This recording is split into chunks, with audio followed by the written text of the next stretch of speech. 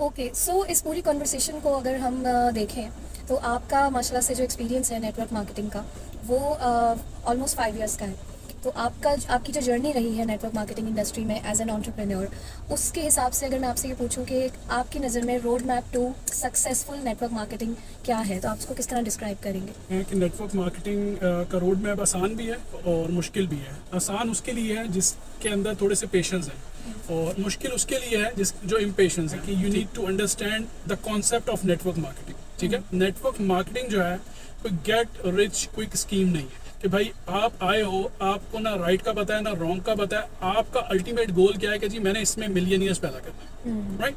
सो millionaires आप भले से जितने मर्जी पैदा कर दो या जितने मर्जी लोगों को आप 10-10 लाख रुपए दे दो, लेकिन अगर आपने उनको फाइनेंशियल एजुकेशन ही नहीं सिखाई, अगर आपने उनको कम्युनिकेशन ही नहीं सिखाई, अगर आपने उनको पर्सनल डेवलपमेंट ही नहीं सिखाई, डिसिप्लिन ही नहीं सिखाया, अगर आपने उनको बेसिकली यही नहीं बताया कि भाई आप इंटरप्रेन्योरशिप क्यों कर रहे हो, वो एंटरप्रेन्योरियल माइंडसेट ही नहीं डेवलप हुआ। यस, 100% ट्रू कि आपने उनके माइंडसेट को ग्रोथ माइंडसेट की तरफ लेके नहीं गए। एक फिक्स माइंडसेट बंदे को आप नेटवर्क मार्केटिंग में लाकर कहोगे कि जी हाँ क्योंकि ये पैसों के ये क्योंकि इसको पैसे चाहिए तो ये नेटवर्क मार्केटर बन जाएगा। So it's mean you are fooling yourself and you are fooling the system and you are trying to make the industry get rich quick scheme. फर्जी तौर पे आपको आपकी चार्म नजर आ रहा है, आपको जो है वो कुछ बड़ी बड़ी चीजें नजर आ रही हैं, बट लॉन्ग रन के अंदर जो है वो बेसिकली आपके पास उसका नुकसान है। और देखें जो भी इंसान, खास तौर पे मैं उन लोगों को कह रहा हूँ जो जनरेशन वाई है,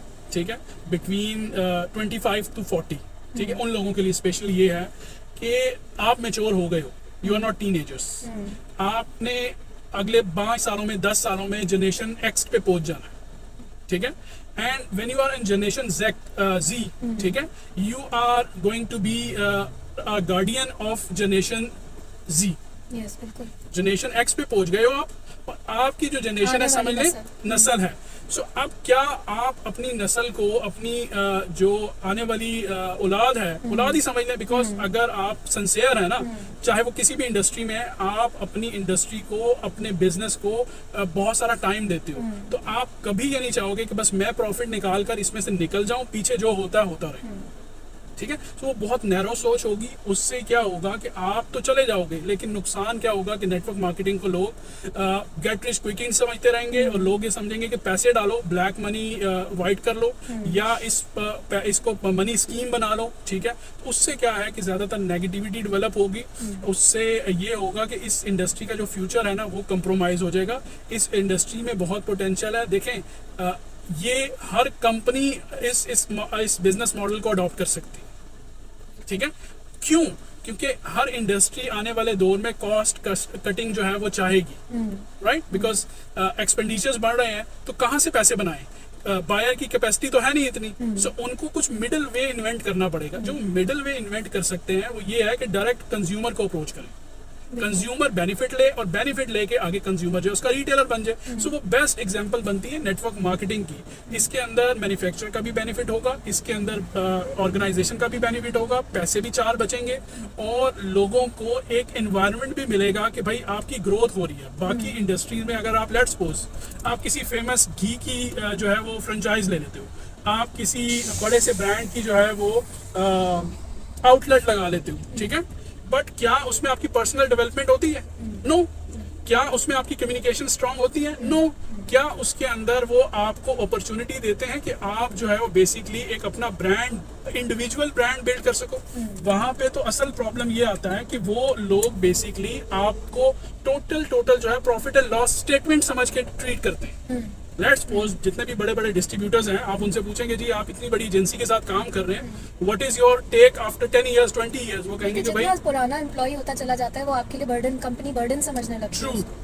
ठीक है। इसी तरह जितने भी पुराने डिस्ट्रीब्यूटर्स हो जाते हैं वो जो है वो बड़ी बड़ी कंपनीज के लिए एक बर्डन बन जाते हैं, बिकॉज उनको उस इंडस्ट्री का जो है वो प्लस माइनस पता लग जाता है, उनको पता लग जाता है इनसे ज्यादा एडवांटेजेस कैसे लेने हैं। तो इस वजह से ये एक ऐसा सिक्योर एनवायरनमेंट है कि जिसके अंदर विन विन सिचुएशन है, ठीक है। And the good point is इसके अंदर जो सबसे इंपॉर्टेंट है वो है डायरेक्ट सेलिंग। डायरेक्ट सेलिंग के अंदर आप प्रोडक्ट के अंदर कंप्रोमाइज नहीं कर सकते। बाकी जगह के अंदर लेट्स सपोज एक पेंट का डब्बा है, उसमें आप टोकन डाल दो 250 रुपए का, 500 रुपए का, वो पेंट अच्छी क्वालिटी का है, 4 दिन बाद उतर जाएगा, nobody cares, people cares for tokens, you got my point. लेकिन जब यहाँ पर की बात आएगी, जब पता होगा लेट्स सपोज वो पेंट इंडस्ट्री जो है अगर डायरेक्ट कंज्यूमर के पास जा रही है, तो उनको पता है कि जी कंज्यूमर, एक कंज्यूमर अगर इफेक्ट हुआ तो वो 25 कंज्यूमर को जो है वो बोलेगा जी भाई ये पेंट नहीं लेना।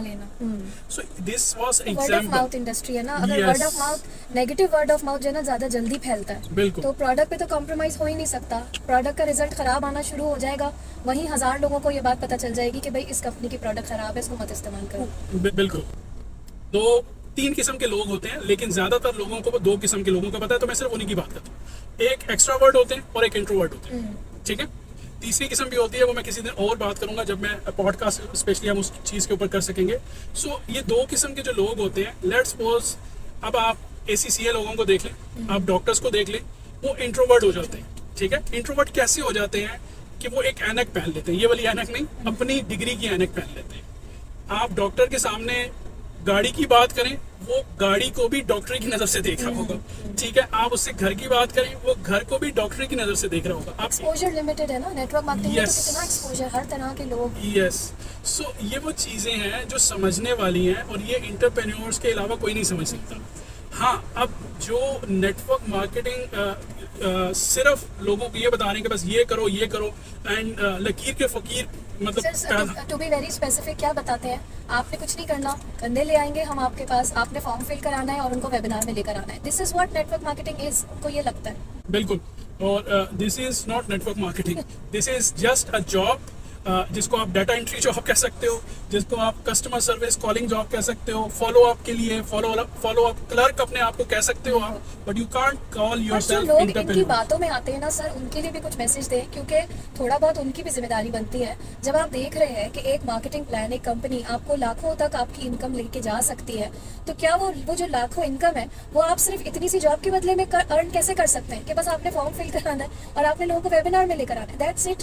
तो how is millions of income possible through this job? ये भी तो सोचने वाली बात है। उसके अंदर मैं आपको बताता हूँ, ईज ऑफ डूइंग का कॉन्सेप्ट पूरी दुनिया में है, लेकिन ईज ऑफ डूइंग के अंदर अगर आप लेजी बन रहे हो ना, तो इट डज नॉट मीन कि आप प्रोफेशनल रहोगे, ठीक है। बेसिकली क्विक मनी या इजी मनी उसको सूट करती है जो अपनी ग्रोथ नहीं चाहता, जो चाहता है कि मैं भले से वैसे ही रहूं, लेकिन मेरा बैंक बैलेंस जो है वो करोड़ों में चला जाए, ठीक है।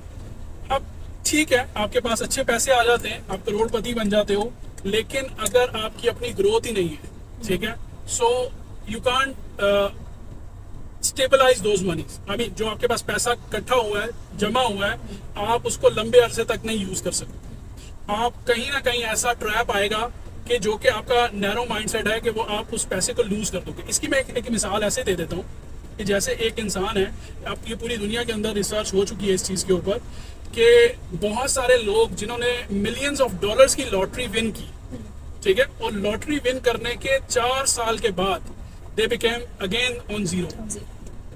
ये रिसर्च है, go on Google and search this one, 110% authentic चीज के मिलियंस ऑफ डॉलर्स उनके पास आ चुके, लेकिन उनको प्रोसेस का ही नहीं पता था, उनको समझ ही नहीं थी कि हमने इस पैसे को किस तरीके से ऑर्गेनाइज करना है, अपनी वे ऑफ कैपेसिटी नहीं थी ना। यस, वो मनी मैनेज किस तरह करनी है, अर्न तो कर ली, लेकिन मनी मैनेजमेंट एक साइंस है पूरी। बिल्कुल।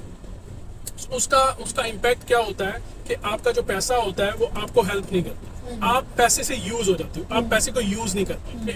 अक्सर लोग जो है वो ये सोचते हैं कि हम बेसिकली नेटवर्क मार्केटिंग को ज्वाइन कर रहे हैं, लेकिन अगर वो उसको थोड़ा सा डिग डाउन करें, जो आपने कहा कि उन लोगों की क्या रिस्पॉन्सिबिलिटी है, तो उन लोगों की ये रिस्पॉन्सिबिलिटी है कि जब भी आपको कोई अपॉर्चुनिटी दी जाए, बताया जाए, चाहे वो कोई भी अपॉर्चुनिटी है, लेकिन आपने उसको प्री जज नहीं करना, ठीक है।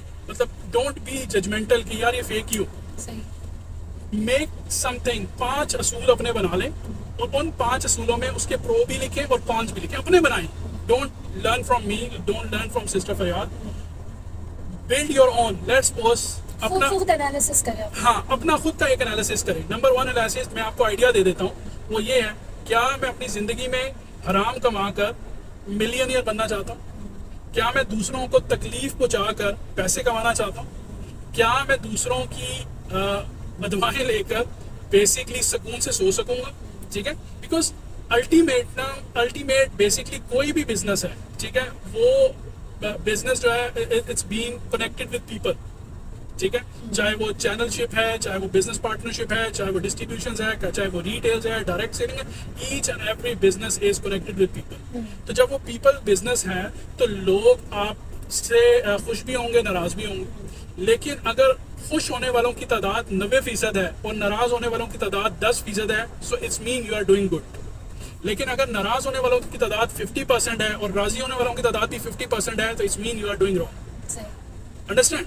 सो ये वो चीजें हैं कि जो अपने लिए आप समझ लें कि जहां पर आप अपनी तरफ से बेस्ट करें। देखें, हम एज ए मुस्लिम, हमारा अल्टीमेट बिलीव है कि अगर अल्लाह पाक ने आपके नसीब के अंदर पैसे लिखे हैं तो वो आपको मिलने हैं, right? And the way you earn that will decide कि आपको वो जन्नत में लेके जाएंगे या जहन्नम में। तो सक्सेस यहाँ आ जाती है। यस, हमने बात शुरू की थी कि रोड टू सक्सेस क्या है।